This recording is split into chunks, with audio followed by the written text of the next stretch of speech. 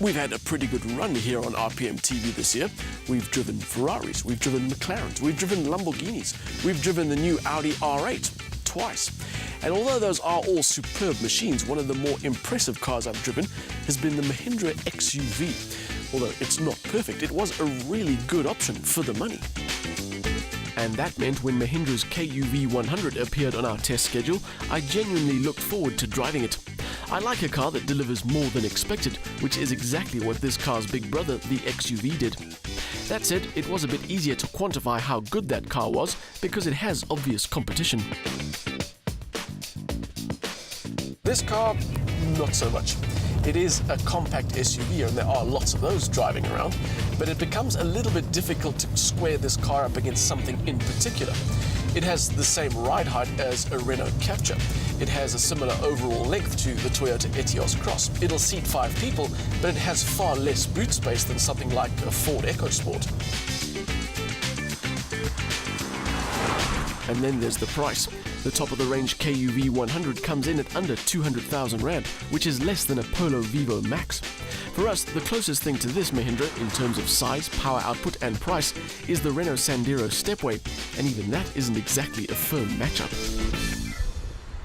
Compared to just about all those cars I've mentioned, the KUV is a brilliant looking thing. It has a fairly Range Rover-esque nose, but rather than being cheap imitation, it is attractive in its own right. Its least attractive view, though, is in profile, where its tiny wheels and tall stance make it look a little bit ungainly. The styling of the KUV100 does a great job of giving it an instant dose of personality. At the very least, it can quite easily claim to have an individual look. Standard on this top-of-the-range K8 test car are the alloy wheels, fog lamps, LED daytime running lights, and the roof rails. The combined effect is that it looks like something that should be selling for quite a bit more than it actually does. Once you're inside the KUV100 though, a few questions start to arise. And it has nothing to do with this dashboard-mounted shifter, but more to do with priorities. This car has got illuminated door sills and full-color puddle lamps, which are nice, but it's also got a tiny black and white screen for the infotainment system and electric windows that aren't the one-touch variety, all of which makes me think that they could have found better ways to spend their R&D money. And it goes on. Our test car has horrid vinyl seat covers, I presume in an attempt to make the seats appear to have a more upmarket leather finish. But underneath, the cloth isn't bad at all. In fact, I'd say it's much nicer than the vinyl. Spec-wise, the baby Mahindra has a decent package. Aircon, Bluetooth and USB are there, as are electric exterior mirrors. The multifunction steering wheel is attached to a steering column that is only height adjustable though. Rear space is good considering its tiny footprint, and a deep boot means it has a useful load carrying ability. The engine lineup for the KUV consists of a petrol and a diesel option, both 1.2-litre 3-cylinder units, and both using a 5-speed manual gearbox to drive the front wheels only. There's no quasi-all-wheel drive system. That means despite its 170mm ground clearance, this little SUV isn't going to tackle anything much worse than rougher dirt surfaces. With a fairly soft ride setup, it feels as though it'll handle those rougher surfaces quite comfortably. But for me, the best thing about the drive in this car is the motor.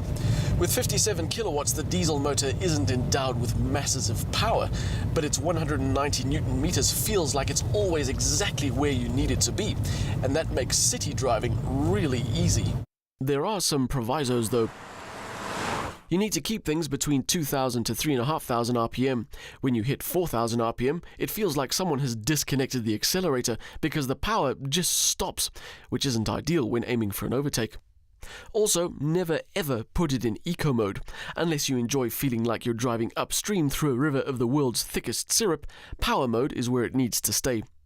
Keep those two things in mind and the KUV is capable and easy enough.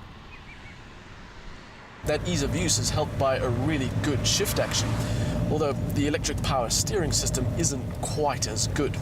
It keeps things nice and maneuverable, and there is a certain level of feel, but only insofar as it feels like the steering wheel has absolutely nothing to do with the front wheels whatsoever.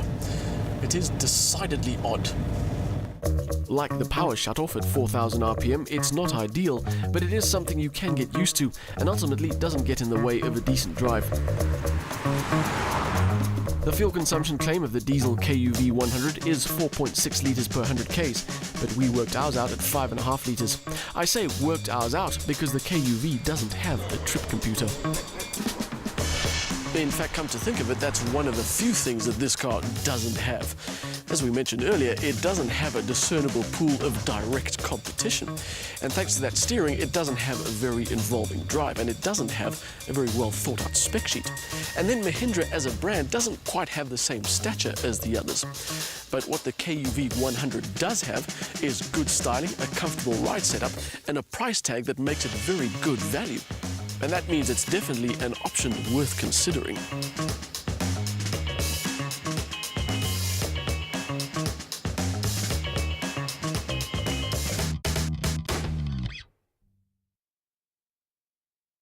The 1.2 turbodiesel puts out a modest 57 kilowatts but a decent 190 newton meters. Keep the revs in the right place and it delivers enough punch to keep things going along nicely.